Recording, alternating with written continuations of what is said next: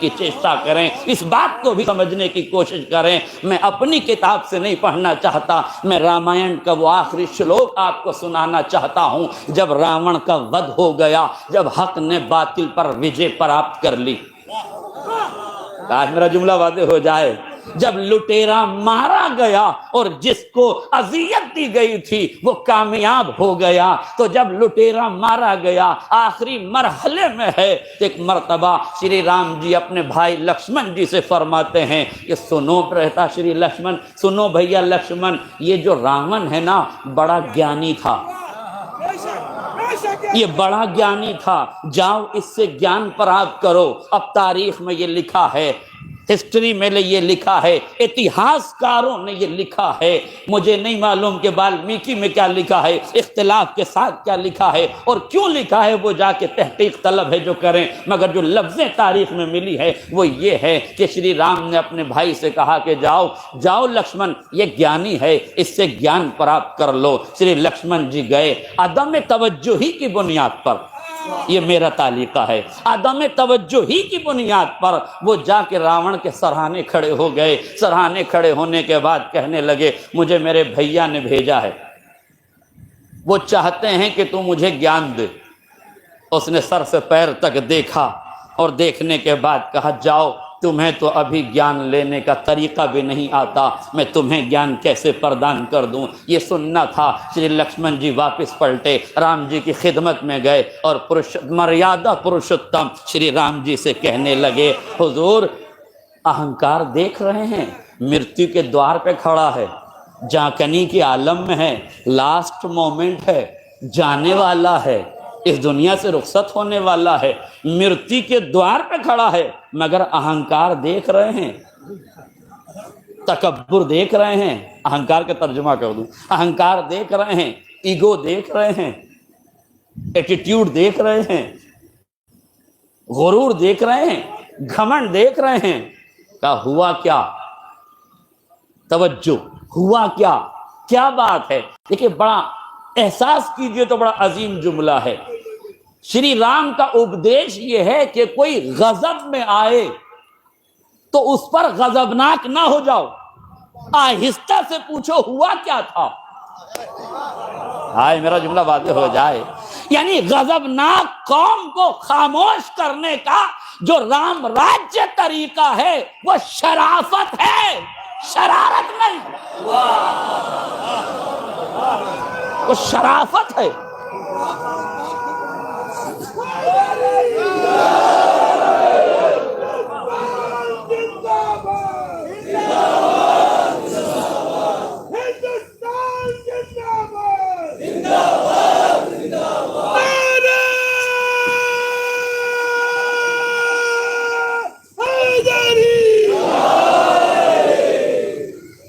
غور فرمایا آپ نے؟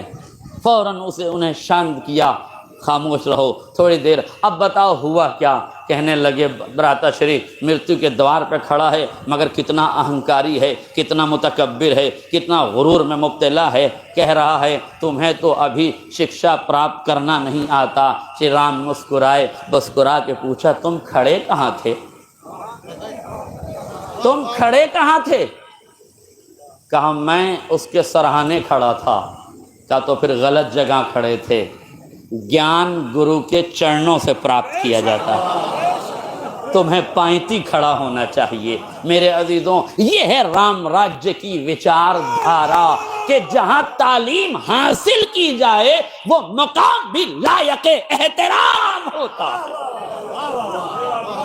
یہ ہے رام راجیہ کی پریبھاشا کہ جہاں سے ایجوکیشن ملے، جہاں سے تعلیم ملے، اس مقام کا مہتو یہ ہے کہ سرہانے نہ کھڑے ہو، پائنتی کھڑے ہو۔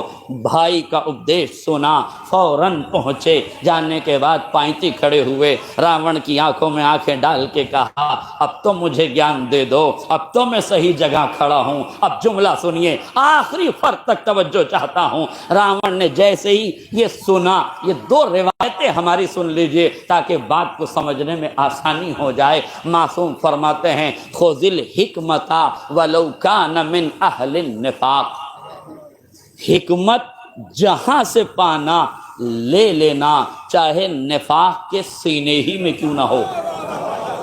خذ الحکمت، حکمت جہاں سے پاؤ، خذوہ اینما وجدتموہ، جہاں سے حکمت پاؤ وہیں سے لے لو۔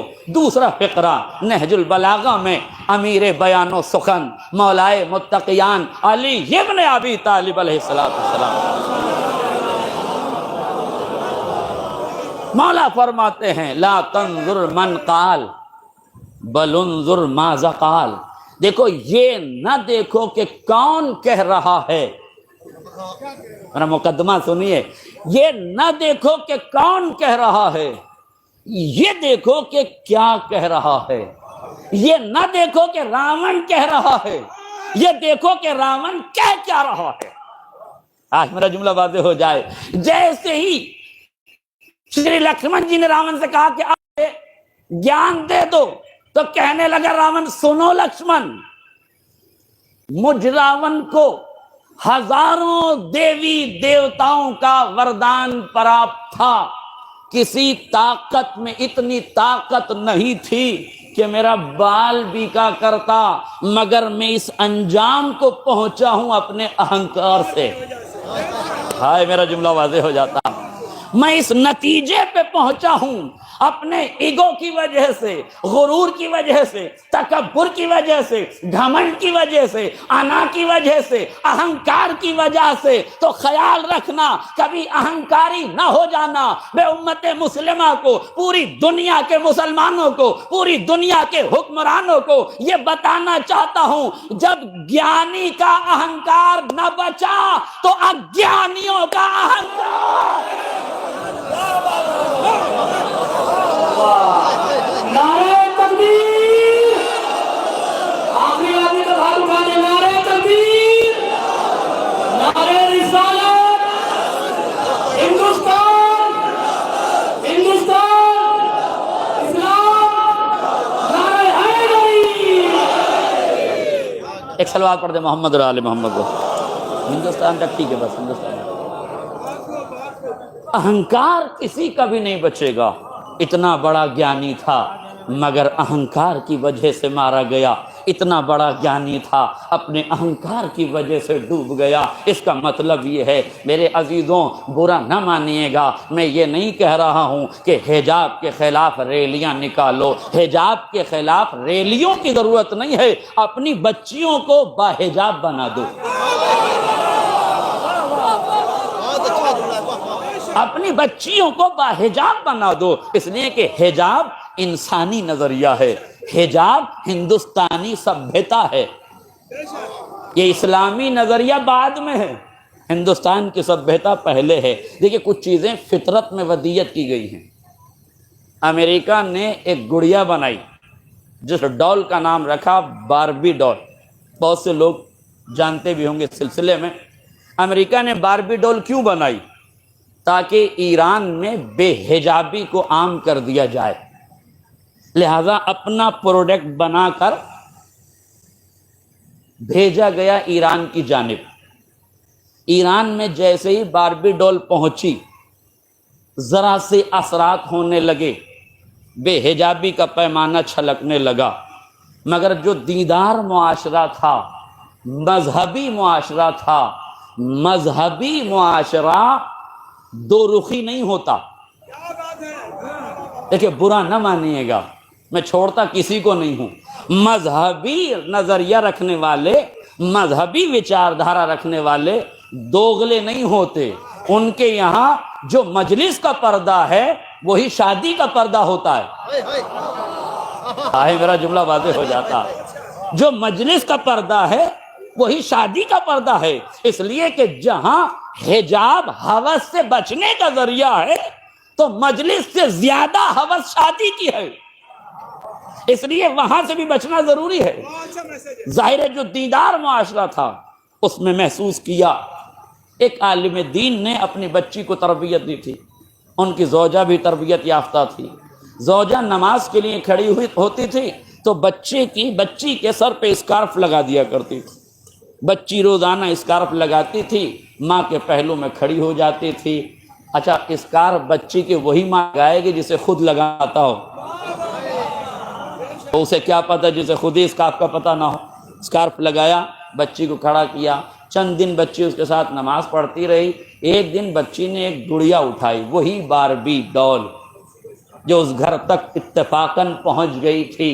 اس نے باربی ڈول کو اٹھایا، دیکھا چاروں طرف سے برہنہ ہے، اس کے چہرے پر اسکارف لگایا، چھوٹا سا کپڑا لگایا، اپنے ساتھ مصلی عبادت پہ کھڑا کر لیا.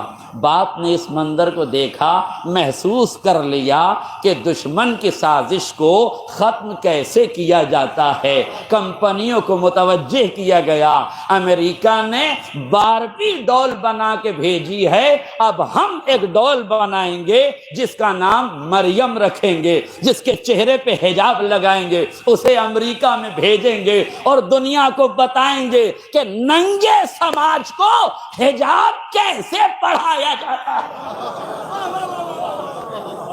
جب گئی ہے تو تک لکھا ہے ہسٹری نگاروں نے اور تحقیق کرنے والوں نے یہ لکھا کہ جیسے ہی مریم مقدس کی تصویر کی شکل میں گڑیا کو حجاب کے ساتھ روانہ کیا گیا، عیسائی حلقوں میں کھلبلی مچنے لگی، فوراً ہاتھوں ہاتھ اسے خریدا جانے لگا.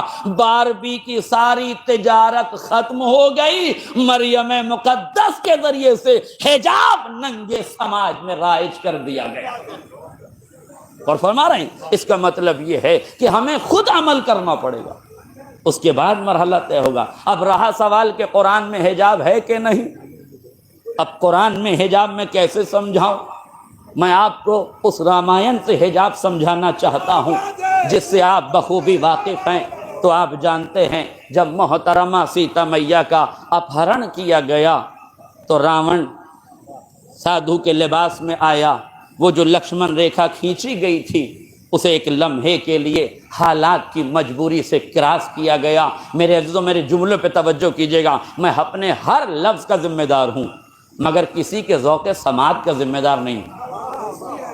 میں اپنے لفظوں کا ذمہ دار ہوں. اہل علم تشریف فرما ہے، قسم خدا کی آسمان علم کے سارے ستارے تو آج اس بزم مدحت میں جمع ہو گئے. علماء کرام کا مجمع ہے.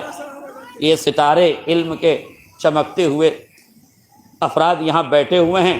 طالب اصلاح رہوں گا. ان بزرگوں سے ایک صلوات پڑھیں محمد و آل محمد. مرحوم فیروز حیدر صاحب قبلہ نے بڑا خوبصورت جملہ کہا تھا. اگر میری ماؤں بہنوں تک یہ جملہ پہنچ جائے تو میں سمجھوں گا میری مجلس کا حق ادا ہو گیا. وہ کہتے تھے شری لکشمن جی نے ایک ریکھا کھینچی تھی، اگر مجبوری میں بھی اس ریکھا کو پار نہ کیا گیا ہوتا تو اتنی بڑی رامائن عالم وجود میں نہ آتی. اس کا مطلب ہے کہ عورت کو اپنے کردار کی سیماؤں کو پہچاننا چاہیے، اس دائرے کے حدود کا اسے خیال رکھنا چاہیے، ورنہ مجبوری میں نکالے جانے والا قدم بھی مصیبتوں کو دعوت دینے سے نہیں روک سکتا. نتیجہ یہ ہوا کہ جب یہ اپہرن ہو گیا، تاریخ میں لکھا، والمیکی رامائن میں بھی اس کا ذکر موجود ہے کہ جب یہ اپہرن کر کے راون چلا تو محترمہ سیتا چونکہ ایک ذہین اور سمجھدار خاتون تھی اور محترم خاتون تھی، اور ایسی احترام اور محترم خواتین کا ہم تہے دل سے، ہردے کی گہرائی سے ان کا احترام کرتے ہیں، کرنا چاہیے. صاحب شعور کی ذمہ داری ہے کہ ہر مذہب کے بزرگوں کا احترام کرنا سیاست نہیں سکھاتی، شرافت سکھاتی ہے. کرنا چاہیے، شرافتوں کے پیمانے چھلکانے چاہیے. لہذا محترمہ ذہین تھی، اس لیے انہوں نے اپنی کبھی انگوٹھی اتار کے پھینکی، کبھی اپنا کڑا اتار کے پھینکا، کبھی اپنی جوتی اتار کے پھینک دی. کیوں؟ تاکہ پیچھے آنے والوں کو محسوس ہوتا رہے، نشانیاں اور یہ علامتیں انہیں ملتی رہیں. لہذا جب یہ ہو گیا، ادھر شری رام جی، شری لکشمن جی، ہنومان جی کے ساتھ تینوں آدمی ڈھونڈنے کے لیے نکلے. تو اب رامائن میں یہ لکھا ہوا ہے کہ ہنومان جی نے انگوٹھی اٹھائی، لکشمن جی سے کہا یہ کس کی ہے؟ کہا یہ میری بھابھی کی ہے. پھر آگے چل کے انہوں نے کڑا اٹھایا، پوچھا یہ کس کا ہے؟ کہا یہ بھابھی کا ہے. آگے چل کے انہوں نے پیر کی جوتی اٹھائی، کہا یہ کس کی ہے؟ کہا یہ میری بھابھی کی ہے. آگے چل کے انہوں نے چوتھی چیز جو اٹھائی وہ ناک کی ایک نتھ اٹھائی. ناک میں پہنے جانے والا ایک وستو یا نتھ جسے کہتے ہیں، نتھنی جسے کہتے ہیں، اسے اٹھایا. اور اٹھانے کے بعد شری لکشمن جی کو دیکھ کہا آپ اسے پہچانتے ہیں؟ انہوں نے کہا نہیں، میں اسے نہیں پہچانتا. میں اسے نہیں پہچانتا۔ شری رام جی نے دیکھا اور کہا کہ یہ تمہاری بھابھی کی ہے، پرنتو تم کیوں نہیں پہچانتے؟ اب شری لکشمن جی کا جملہ ہے، اگر کسی کے سمجھ میں آ جائے تو بہت بڑی بات ہے۔ وہ فرماتے ہیں برہتا شری، میں اپنی مریادہ کی سیماؤں کو جانتا ہوں، میرا دھرم مجھے بھابھی کے چہرے پہ نظر کرنے کی اجازت نہیں دیتا۔ میرے عزیزوں، برقع حجاب کا نام نہیں ہے، برقع لباس کا نام ہے۔ حجاب آنکھوں کی حیا کو کہتے ہیں، مزاج کی شرافت کو کہتے ہیں، نظروں کی مہانتا کا نام پردہ ہے، دنیا کی نیچتا کا نام پردہ نہیں ہے۔ حجاب آنکھوں کی شرمندگی کا نام ہے۔ کہ میرے سماج میں یہ جائز نہیں ہے کہ میں بھابھی کا چہرہ دیکھوں۔ اب بتاؤ اس سے بہتر کسی سماج میں، کسی دھرم میں حجاب کی پریبھاشا کیا ہوگی؟ جس سماج میں بھابھی کا چہرہ دیکھنا جائز نہ ہو، اس سماج میں غیر استری کا چہرہ دیکھنا کیسے جائز ہو سکتا ہے؟ برقع لباس کا نام ہے، حجاب کا نام نہیں ہے۔ اس لیے جملہ سن لیجئے، اور جو نوجوان اس جملے کو سمجھ جائیں انہیں میری طرف سے سبحان اللہ ہے۔ برقع لباس کا نام ہے، حجاب کا نام نہیں ہے۔ اس لیے جب برقع تنگ ہو جاتا ہے تو وسیع النظر فقہا اس کی حرمت کا فتویٰ دیتے ہیں۔ ایک صلوات پڑھ دے محمد را آل محمد۔ اس لیے یاد رکھیے، حجاب کو پہچانیے، مراحل کو پہچانیے۔ اس کرپٹ ماحول میں، کرپشن کے ماحول میں آپ ایماندار بن جائیے۔ پوری دنیا بے ایمانی پہ اتری ہے، اسے اترنے دیں، آپ ایماندار بن جائیں۔ پوری دنیا ظلم پر آمادہ ہے، تمہیں ظلم نہیں کرنا چاہیے۔ بہت دیر سے آپ کڑوی کسیلی باتیں سن رہے ہیں، ذرا سا ایک کرپشن کا ماحول آپ کے گوش گزار کر دوں تاکہ تھوڑی سی ماحول میں تبدیلی آ جائے۔ ایک اسکول کے پرنسپل نے، یہ کسی دھارمک استر پر بنا ہوا اسکول نہیں تھا بلکہ تمام مذاہب کی آماجگاہ تھی یہ اسکول۔ اس اسکول میں پرنسپل صاحب نے یہ چاہا کہ بچوں کی فوٹوگرافی ہو جائے، فوٹو کھنچایا جائے، لہذا پرنسپل صاحب نے فوٹوگرافر کو بلایا، تصویر کشی کرنے والے کو بلایا اور اس سے پوچھا یہ بتاؤ ایک بچے کی تصویر کھینچنے کے کتنے پیسے لوگے؟ اس نے کہا حضور ویسے تو 20 روپے لگتے ہیں، مگر چونکہ معاملہ شکشا کا ہے، ودیارتھیوں کا ہے، اسٹوڈنٹ کا ہے، اس لیے آپ مجھے 10 روپے پرتی بچہ دے دیجیے گا۔ پرنسپل صاحب نے سویکار کیا، ایکسیپٹ کیا، قبول کیا، اور قبول کرنے کے بعد کلاس ٹیچر کو بلایا اور بلا کے کہا بچوں سے کہنا کل 20 روپے لے کر آئیں، ان کا فوٹو کھینچے گا۔ پرنسپل صاحب نے کلاس ٹیچر سے کہا کہ جا کے کہنا کہ کل 20 روپے لے کر آئیں۔ جس اسکول کا پرنسپل اتنا مہان ہو، اس کے کلاس ٹیچر کی مہانتا کا کیا عالم ہوگا؟ اس نے جا کے بچوں سے کہا کہ اپنے گھر جانا تو کل 50 روپے لے کے آنا، اس لیے کہ تمہارے فوٹو کھینچا جائے گا۔ ظاہر مہان ٹیچر سے تعلیم یافتہ بچہ کتنی ترقی پہ جانا چاہیے۔ یہ گھر پہنچا، اپنی اماں سے کہا کہ کلاس ٹیچر نے 100 روپے منگائے ہیں۔ کہا اچھا 100 روپے منگائے ہیں، ٹھیک ہے کوئی بات نہیں۔ اب میں معذرت چاہتا ہوں خواتین سے، جملہ ساری خواتین ایسی نہیں ہوتی لیکن سماج میں ایسی خواتین بھی ہوتی ہیں، ورنہ یہ واقعہ کیوں رونما ہوتا۔ خاتون خانہ نے کہا ٹھیک ہے ابا کو آنے دو، بات کرتی ہوں۔ بچہ تو شب میں سو گیا مگر ماں کی مامتا تو جاگ رہی تھی۔ اب پتہ نہیں کون سی مامتا تھی جو جاگ رہی تھی، مگر فوراً شوہر نامدار کو مخاطب کر کے کہا کہ کل بچے کے اسکول میں بچے کا فوٹو کھینچے گا، انہوں نے 200 روپے منگائے۔ بے شک آپ کو حق ہے مسکرانے کا، مگر میں آپ سے پوچھ رہا ہوں کہ بچے کی تربیت کا پہلا اسکول کیا ہے؟ ماں کی آغوش۔ جب پہلی ہی آغوش میں کرپشن کی گھٹی لے کے پیدا ہوا ہے اور پروان چڑھا آگے جا کے، تو پھر کس بات کی امید کرتے ہیں کہ آپ اس طرح کے سماج میں کس بات کی اپیکشا اور امید رکھتے ہیں؟ یہ ویکتیگت سوچ ہی ہے جو آپ کو بدل سکتی ہے۔ بے ایمانی سے پیسہ کمانا کمال نہیں ہے، حلال لقمہ اپنی اولاد کو کھلانا کمال ہے۔ ایک صلوات پڑھ دے محمد اور آل محمد۔ بس میرے عزیزوں، مجھے بہت دیر آپ کے سامنے گفتگو نہیں کرنا ہے، مگر یہ بتانا ہے کہ حالات میں آپ کو کیسے زندگی بسر کرنا ہے، مظلومیت میں آپ کو کیسے رہنا ہے، ایجوکیشن کو آپ نے نہیں چھوڑنا ہے۔ یہ غلط فہمی ہے کہ جو لوگ نوکری کے لیے ہاتھ پھیلا رہے ہیں، کس نے تم سے کہا کہ تمہیں ملک کی ضرورت کیوں ہے؟